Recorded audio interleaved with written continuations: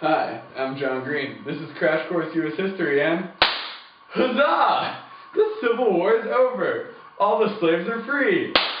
Huzzah! The roller coaster only goes up from here, my friends. Huzzah. Mr. Green, what about the, epic failure that was Reconstruction? Oh, right. Stupid Reconstruction, always ruining everything.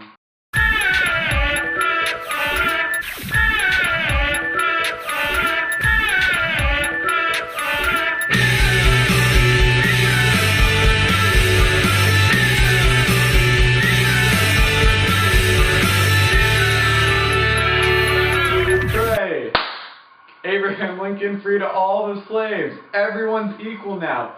Go America, we're gonna be great again. Wait, did you say that everything isn't equal now?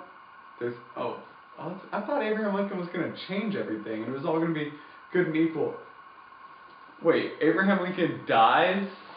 Oh my goodness. Alright, well, spoiler alert for anyone who hasn't finished reading their 8-push textbook or read it all, I guess. Lincoln dies. With Lincoln dead and large parts of America still feeling a very strong prejudice towards the newly freed slaves, it would take many laws and organizations in order to help assimilate these freed slaves into society. Shortly before, and a good time after Lincoln's assassination, a group of radical Republicans that dominated Congress passed many bills that created laws, amendments, and organizations that would help these freed slaves assimilate into society. The first major bill passed established the Bureau of Refugees, more commonly known as the Freedmen's Bureau. The Freedmen's Bureau was designed to assist and give land back to the freed slaves and poor whites of America shortly after the Civil War. However, it was fairly unsuccessful as far as redistributing land. However, it was very successful as far as creating educational opportunities and taught thousands of free blacks how to read. The Freedmen's Bureau's lack of success came from one of our worst presidents of all time, Andrew Johnson. When Lincoln was assassinated, Andrew Johnson stepped into the White House as the leader of a broken nation. Johnson was professedly an old-fashioned Jacksonian Democrat, and that was a huge issue as he faced a Congress filled with radical Republicans whose differentiating ideas would cause friction between the executive and legislative branch. This tension was apparently evident in the passing of a new bill involving the Freedmen's Bureau. When Johnson vetoed the bill, something happened for the first time in American history, ever. Congress overrode the president's veto.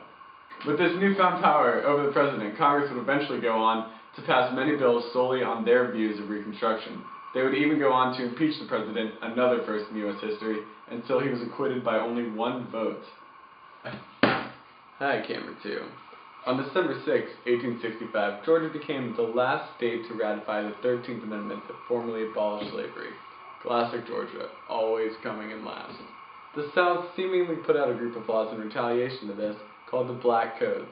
These Black Codes prohibited former slaves from either renting land or borrowing money to buy that land. They placed freedmen into a form of semi-bondage by forcing them to work in contracts and prohibited slaves from testifying against whites in court. Sounds just like the slave codes, if you ask me. The newly freed blacks were attempting to find a way back into the workforce, and in their discord, they were forced into a thing called sharecropping. Let's go to the thought bubble. Okay, so after being freed, African Americans turned to sharecropping as their way into the workforce. Sharecropping is a system of agriculture where landlords provide land and seeds to their tenants in return for a share of the crops. African Americans found themselves forced to sign contracts to work in the fields.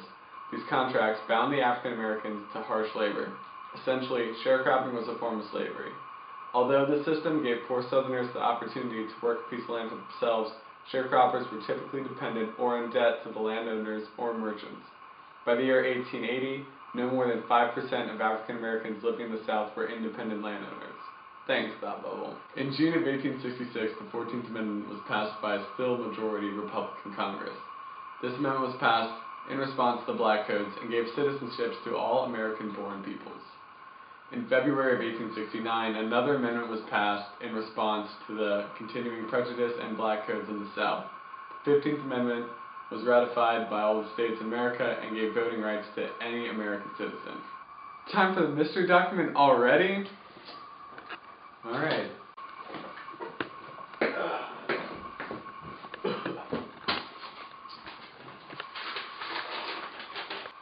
The rules here are simple.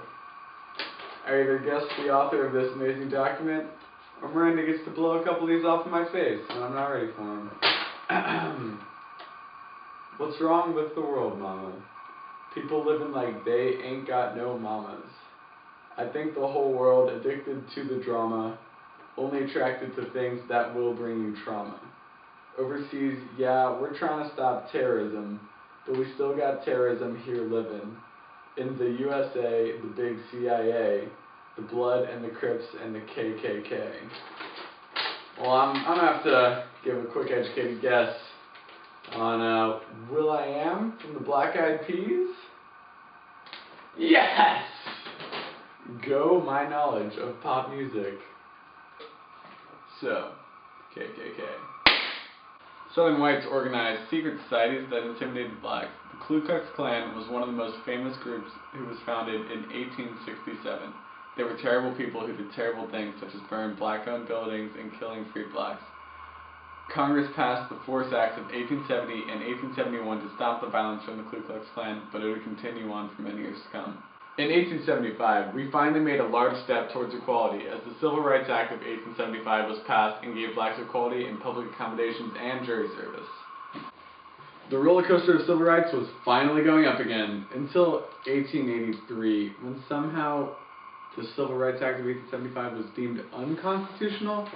And I don't know about you, but I definitely don't know about any mentions of segregation being legal in the Constitution. But, you know, Congress does their own thing. In 1877, the destructive era of Reconstruction was finally ended with the informal agreement called the Compromise of 1877.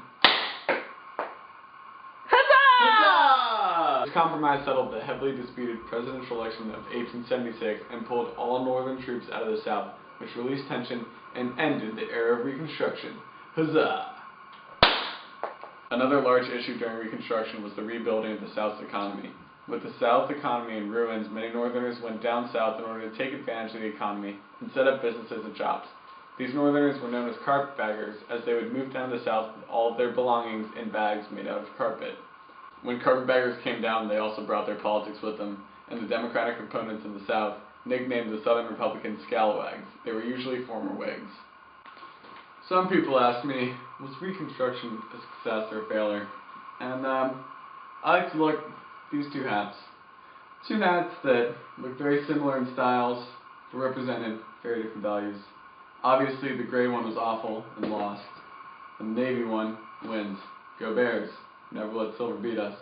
But, besides the point, I think Reconstruction, it always had its downfalls, you know, I mean, everything does. But in the end, it brought our nation together, no matter how, oh wait, is that the wrong answer? What's the right answer? Alright, well, I was informed that wasn't the right answer. Apparently it's a complete failure. It was awful. It caused terrible race relations. The KKK grew. I mean, it led to the Civil Rights Movement. Think of all these awful things, and nothing really good came out of it. So, I honestly don't know how I got that wrong. Real sorry about that, guys. But, you know, like they say in my hometown, all in all the time,